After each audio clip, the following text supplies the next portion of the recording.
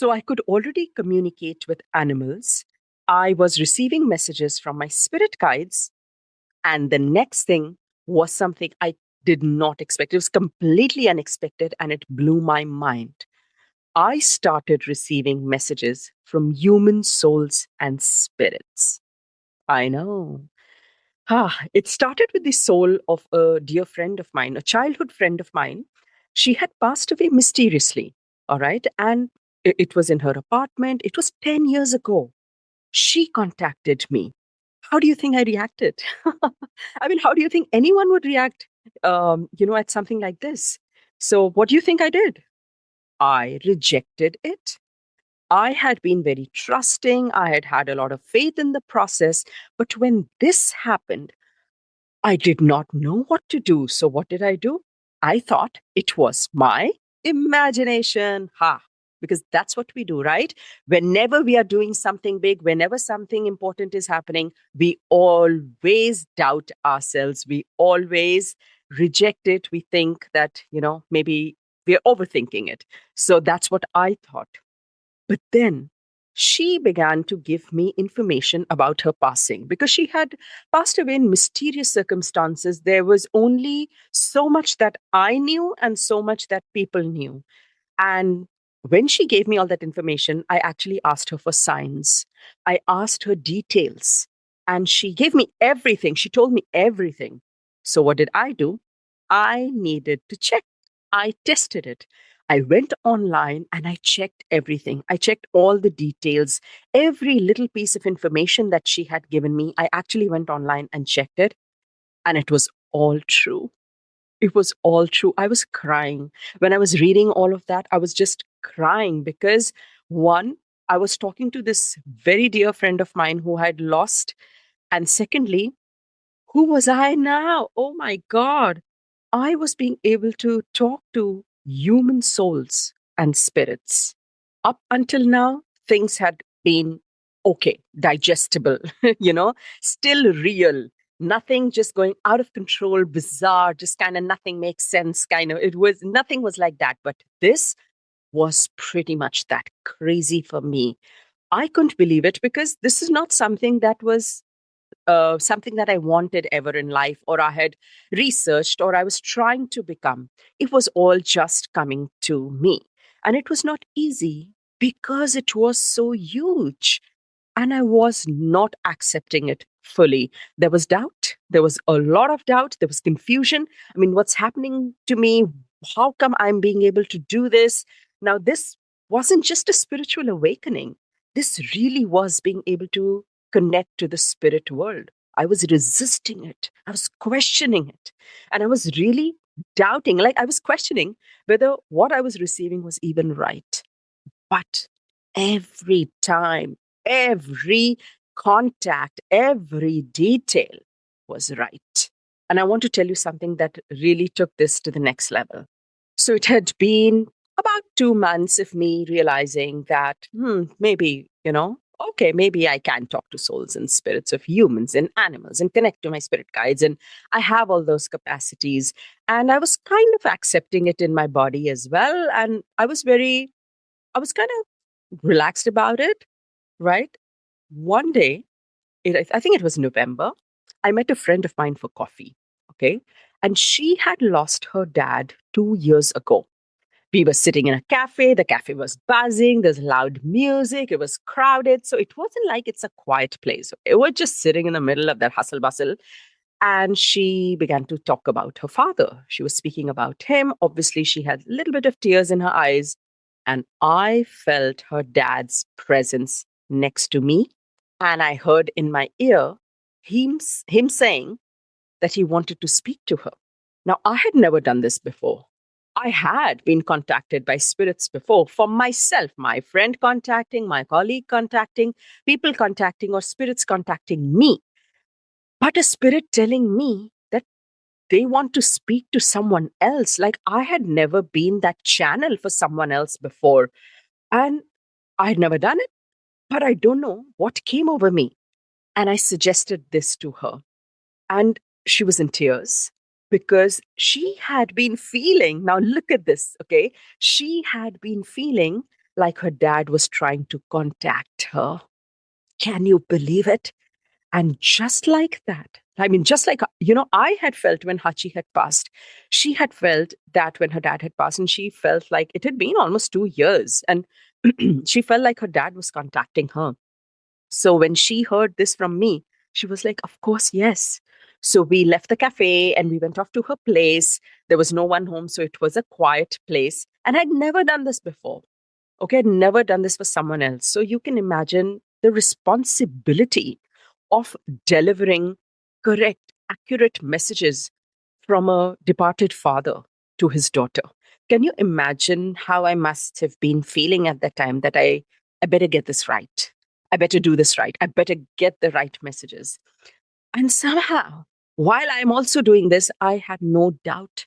I had no fear. I don't know how. I was just so confident. I sat there and her father began to communicate very clearly to me. I could hear everything in my ear, in my mind.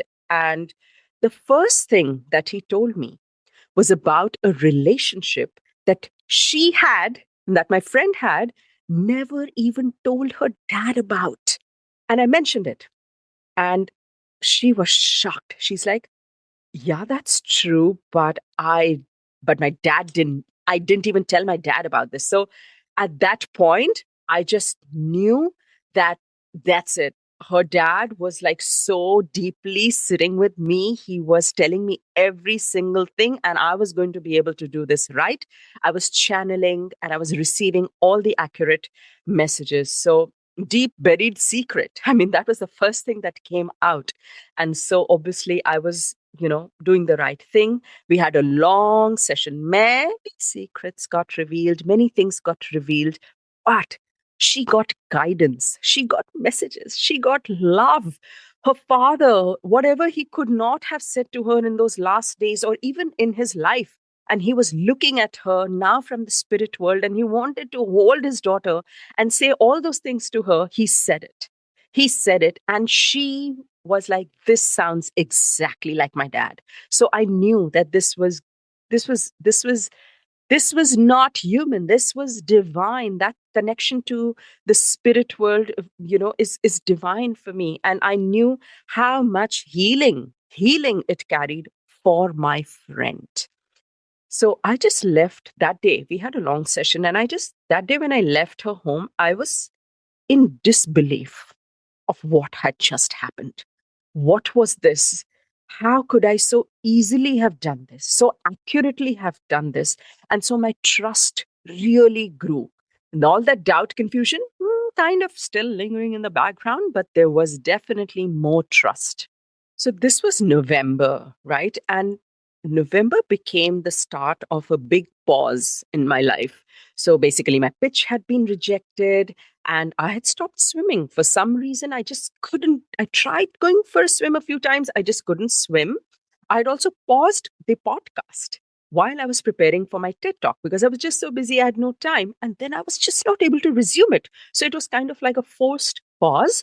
And I had stopped doing photography for myself and for many other clients as well. In fact, one of my oldest clients, I'd been photographing for them for 7 years. And in November, they contacted me and they said, hey, let's plan our next shoot. You know what I did? I declined. 7 years ago, when I had signed the contract with them, boss, I had cried. I had cried because I couldn't believe that such a big name in the Southeast Asia market was my client. That is how dear they were. And I had spent all these years kind of hanging on to them because they were incredible clients and they were one of my most prestigious clients. I'd always wanted to, like, oh, I wish they never replaced me. And they never did. And this time in 2025, November, when last year they contacted me for the next shoot, I felt like I was looking at their message. I'm holding the phone in my hand and I felt the sharp pain in my arm, as if someone is holding my arm. Okay. And I heard my guide saying, Dutama, you need to say no. Because if you do this, you won't be able to do what you are really meant to do. Oh gosh, that voice and those words, they just stuck to me like I can't even tell you.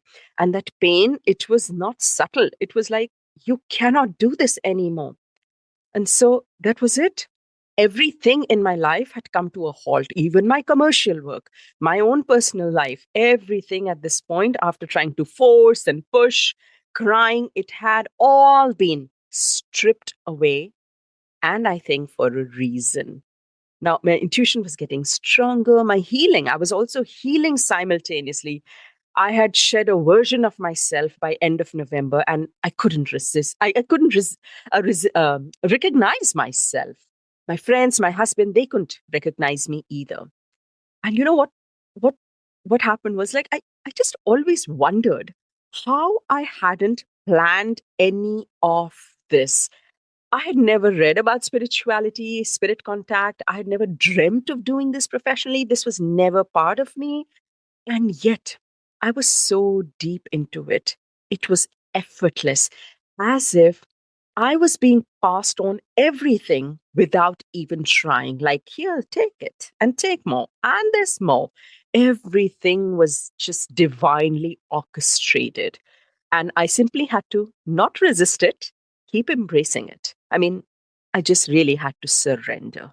That was what was being asked of me. And that is what I was doing.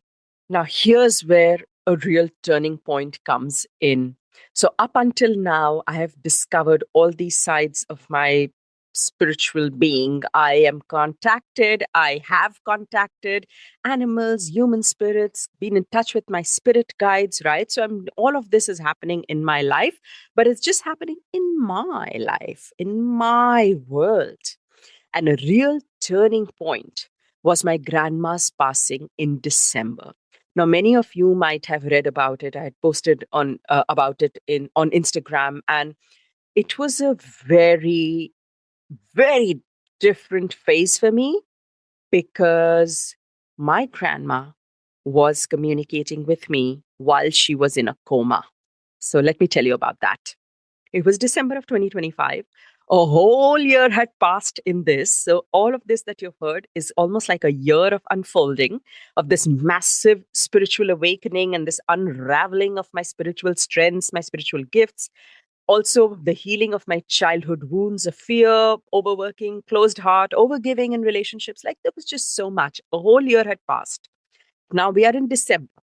My grandma, with my mom's mom, she suddenly suffered a stroke 10 days before my parents were to come visit us and spend New Year's with us in Singapore. Obviously, my parents canceled their trip because that stroke, it hit grandma so hard that she went into a coma. Now, my grandma was almost 90 years old. So, okay, it was old age. And, she had lived her whole life fully well. So it was a very different feeling. However, to have gone into a coma was something we did not expect.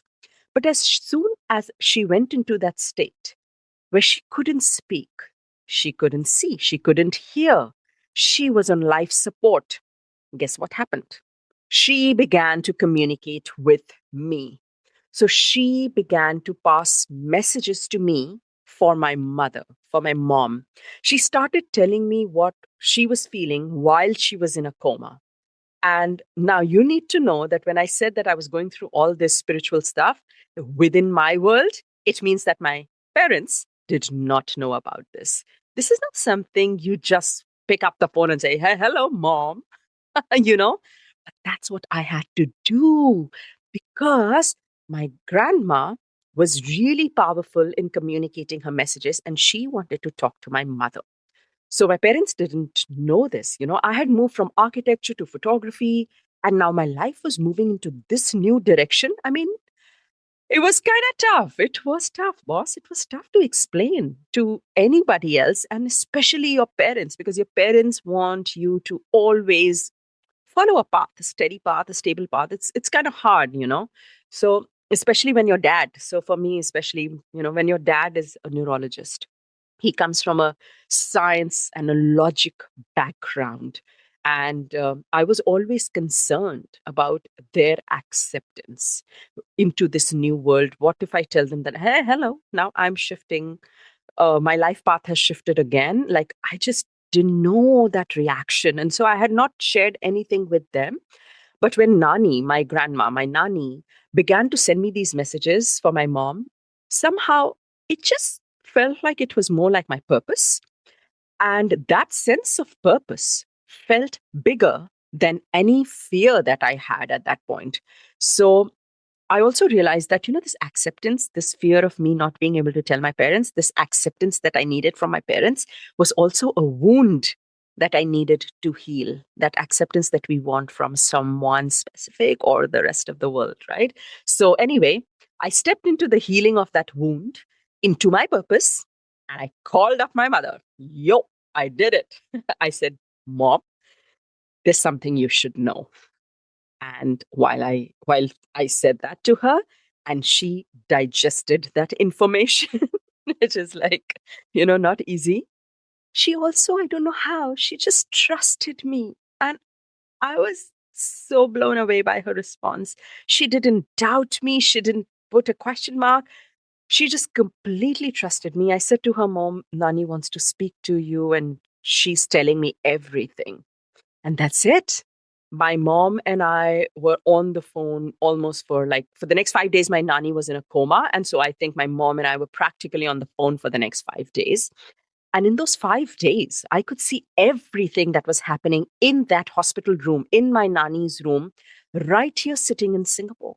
My nanny was giving me all the visions. She was giving me all the messages. And I would literally just call up my mother and say, Mom, is this what's happening? Is this what's going on? And it would be exactly like that. For example, like I called up my mom. She was in the hospital sitting next to Nani. Nani in a coma, cannot communicate. All right.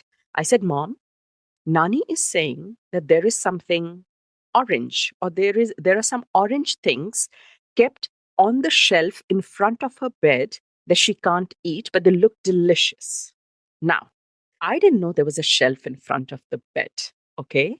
But still, I asked my mom, is it laddu? It looks like small orange things that are kept on the shelf. Like that's what the vision that she was showing me. I said, is it laddu? Laddu is the Indian sweet, right? Orange Indian sweet.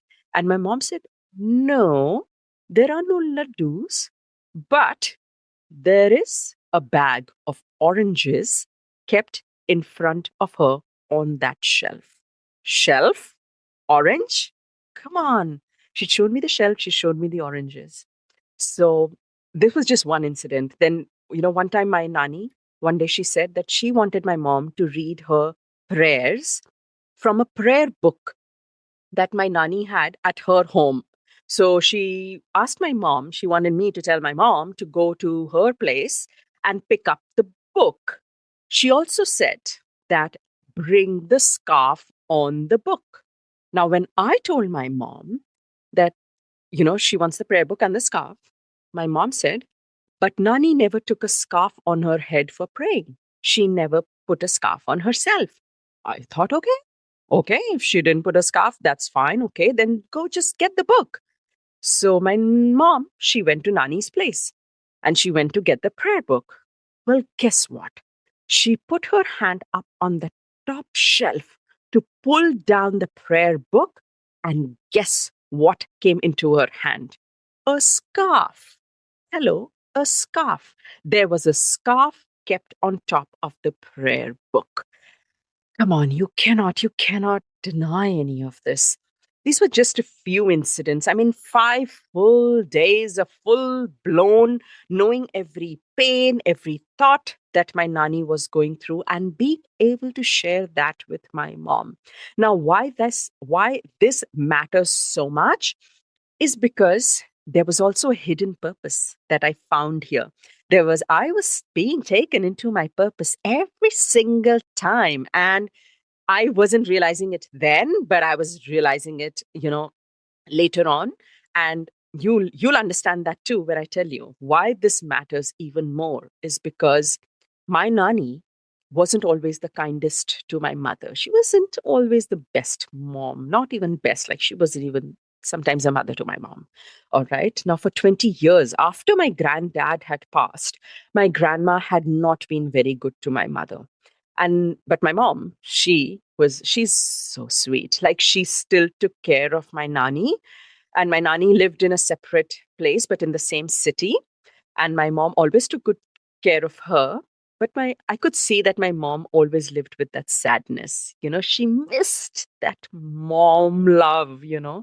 And it was only in the last few years that my nanny had kind of softened up, and she had been a little bit loving towards my mother. But she was close to 90 years old. I mean, she couldn't express and she couldn't even help herself. She had a full time nurse with her. So, it's very different. She couldn't say most of the things she wanted to. And there was just so much left unsaid. Now, my mom had kind of waited for 20 years, I feel, to hear certain things from her mother. But how would that happen? My nanny was now in a coma, and there was just this whole collapse, and that was it. But these messages that my nanny was giving me wasn't just like oranges and prayer book and scarf.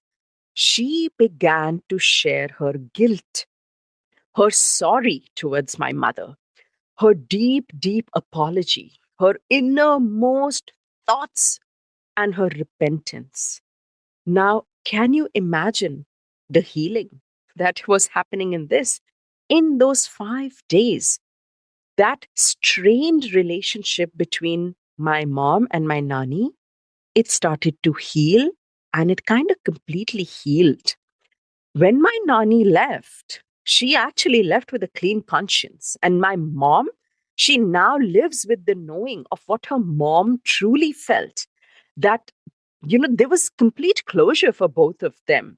Just because, just because I was able to relay those messages with complete honesty and truth, and um, and wholeness. Basically, no doubt, wholeness. Can you imagine how I felt?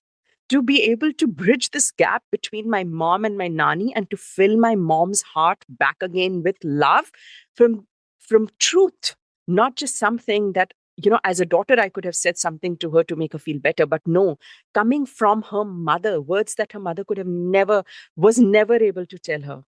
Like, at that point, I was like, this is healing for my mom. My purpose is to heal not just my own healing that's going on, but to heal others, my friend, my mom.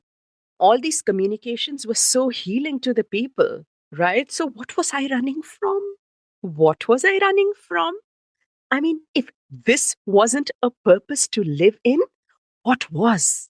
Even on the day my nanny passed, she had already told me. I called up my mother and I told my mom exactly how nanny would leave. In less than 30 minutes, I got a message from my mom that nanny had left. And later on, when I talked to my mother, it was exactly like I had described. Exactly like that. I mean, those 5 days were life changing for us. It really, for my mom, obviously, but for my nanny too. My nanny too, and in Hinduism, we call it moksha. That is reaching this divine state of leaving the body where you are granted heaven. And I actually heard my nanny tell me that I got moksha because of you. I had wronged my daughter, but because of you, I could, you know, offer my truth and my apology to my daughter. And because of you, I have now attained moksha. So, can you imagine how that felt? Ah, I, for her, for me, I mean, it is so easy for us to refute our intuition, right? As our imagination, sometimes we feel that we are projecting things and we don't trust our intuition easily. In fact, you know what? Most of us, you yourself have such a strong intuition, and I can bet you, how many times have you refuted your own intuition? Ask yourself that you have not fully trusted it, and then something has happened, and then you're like, oh, I knew it. I felt it from before. Or maybe you trusted it and you went ahead and you're like, oh, thank God. I trusted myself. I knew it in my gut. Like, that's what intuition is, especially when it's something risky, we tend to doubt it. But to me, this whole experience showed me the truth and nothing but the truth. I could not hide myself anymore. I could not refute my gifts. I had revealed myself to my parents, and I just felt like my purpose was bigger than my fear. I had it had really built trust in my intuition, and my spiritual strength was like never before. I mean, there was no room left for doubt or even questioning. It was solid. It was solid. And the best part about intuition, is that the more we trust it, the stronger it gets. Boss, if you're thinking this is where it peaks, not yet. This was just unraveling something more, because spirituality or these kind of unraveling by the universe, or when the universe hits us, it's not linear. Okay, because I was thinking now when I was trusting all this, I was thinking, okay, so what am I? So what am I now? Am I a medium? Am I a medium? But if I am a medium, why don't I feel like one? Because obviously there was more. But what more could there be? Right? There was more, and nothing like I had ever imagined in my life.